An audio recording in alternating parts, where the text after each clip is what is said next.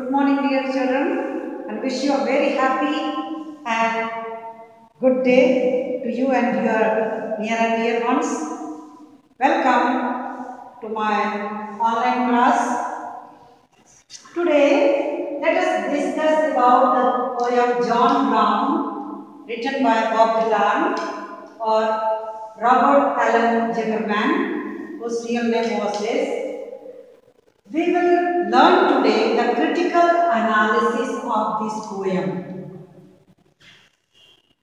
In this critical analysis, we will discuss about its title, its theme, what type of poem it is, what message this poem gives, and what are the literary devices used in this particular poem.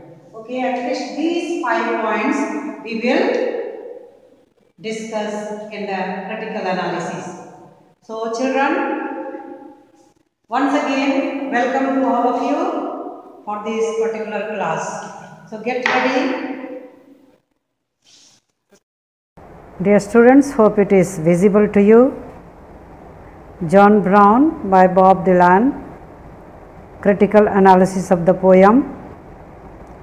Bob Dylan's John Brown, the poem's name is John Brown, depicts the price of war, the cost of war. It is, in this case, a young man is sent to fight in a war by his mother, who is at first proud and eager for him to win medals and bring laurel to the family. When he comes back blind and gravely injured, both of them means son and mother, are disillusioned about war and no longer see it as something to be proud of. As he drops his medals into his mother's hand, in general, the tone of the song goes optimistic to pessimistic. First they are happy, but later on they are sad for the war, the price they have paid for the laurel they expected. Okay, now the title of the poem we analyze. Under this title, children, I would like to bring to your kind notice that John Brown was an American activist who fought for the abolition of slavery in United States. He considered that moral advices and preaching was ineffective, and he saw violence as unfortunately necessary to eliminate slavery system.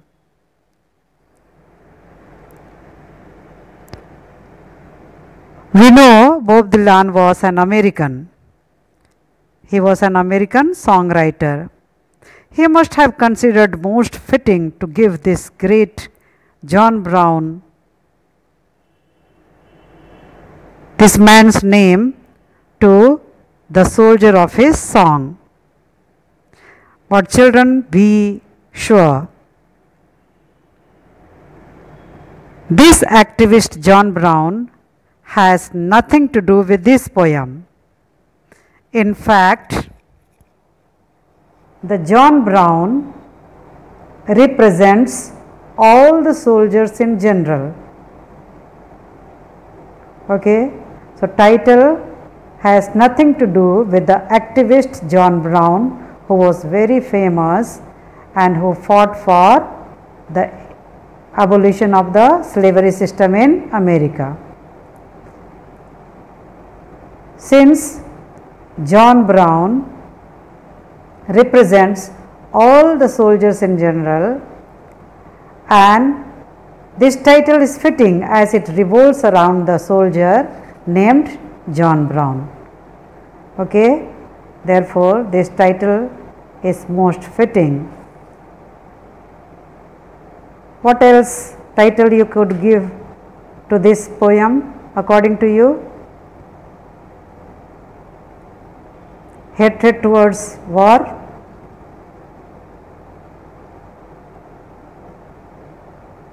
Any other? Anyhow, you can give your own. However, this title is most fitting for this particular poem. Now, let us go to the genre or the type or the kind of the poem John Brown is. John Brown is definitely an anti-war lyric in the ballad tradition, since the story of the soldier is narrated with music. So, what is a ballad? Ballad is a narrative set of music or a simple narrative poem of folk origin composed in short stanzas and adapted for singing. In simple words, a ballad is a story presented in a rhythmic way with music.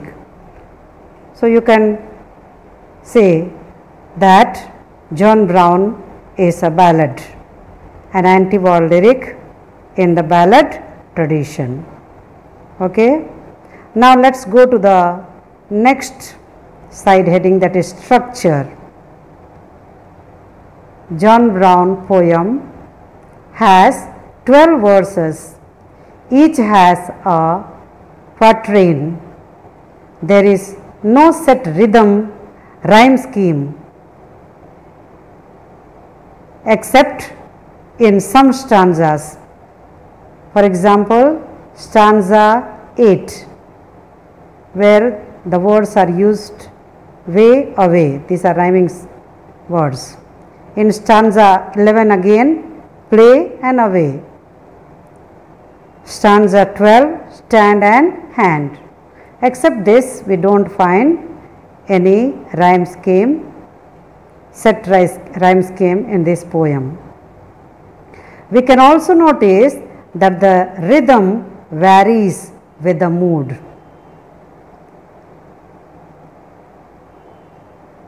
So, I made you to hear this particular poem. If you remember, the music is not same, it changes from time to time.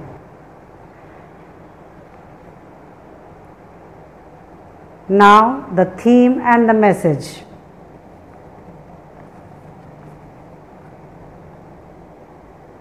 Number 1 is war is fatal. The main theme and the message of the poem can be war is fatal. Whether the warring party wins or loses, death and destruction is inevitable. So, both parties are in a way losers, is it not? Second one is wrong myth of heroism and patriotism attached with warfare.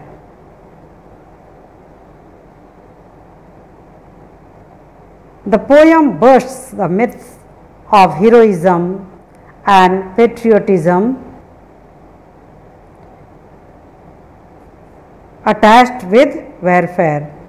Dhillon strongly disapproves any kind of war and attempts to awaken the common people against the propaganda of war and bravery indoctrinated by warmongers.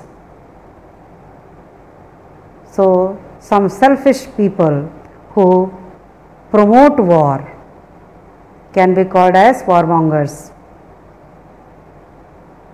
They want for their own selfish motive to sacrifice the young energetic boys and simply indoctrinate. That means new stories they will add. The glorification of the bravery is done by them, so that the boys become enthusiastic and go and fight and die there, and they enjoy the victory, the fruit of victory. They are the warmongers.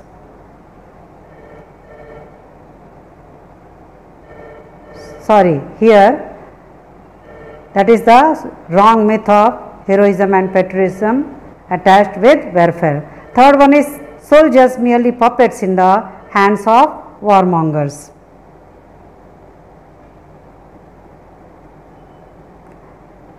In this poem we see this is what scared John Brown the most, that his enemy looked just like him. Both soldiers were the victims of the same war, yet they were duty bound and had to kill their own brothers. Okay, so the soldiers are merely puppets in the hands of warmongers. Number 4th is a sense of empathy and we feeling. John Brown finds it difficult to shoot his enemy in whom he saw his own face. So he becomes disillusioned and inactive. And when he is inactive, he gets hurt, blown off by a bomb blast.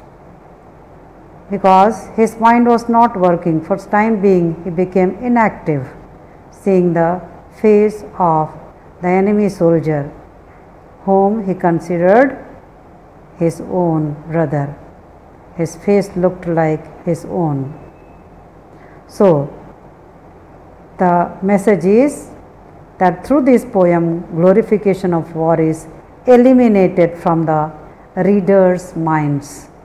So when we read the entire poem, we ourselves feel, yes, it is useless to fight, and wars are always destructive.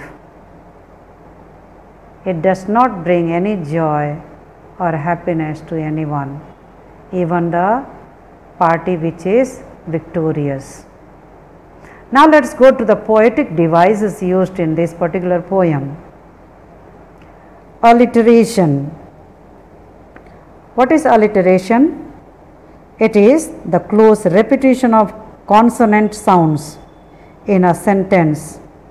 Example, and he dropped his medals down into her hands.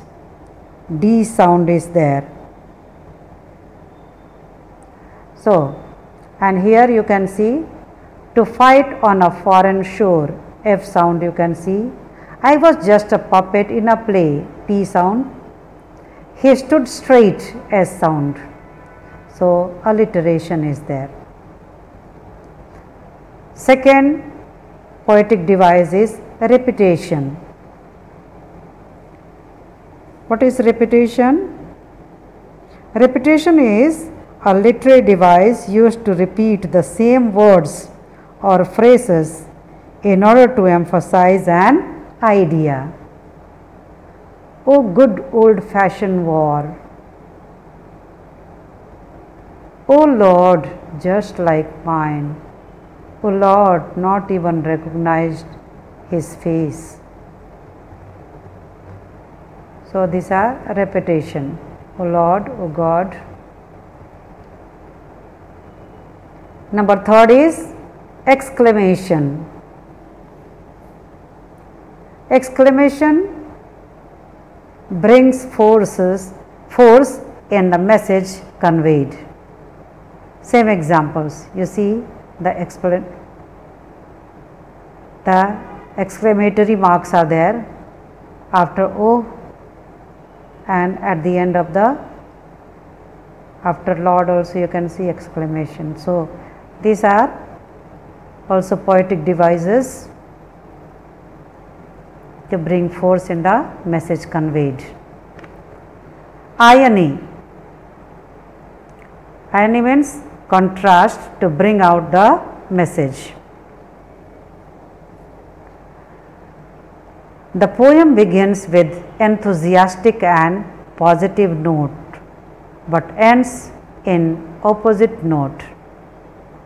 John Brown brings the medal his mother bid him to bring, but at the cost was too great. The other irony is the medal was supposed to bring joy and pride to his mother. But did it happen so? No. It served to leave her in deep sorrow and shock.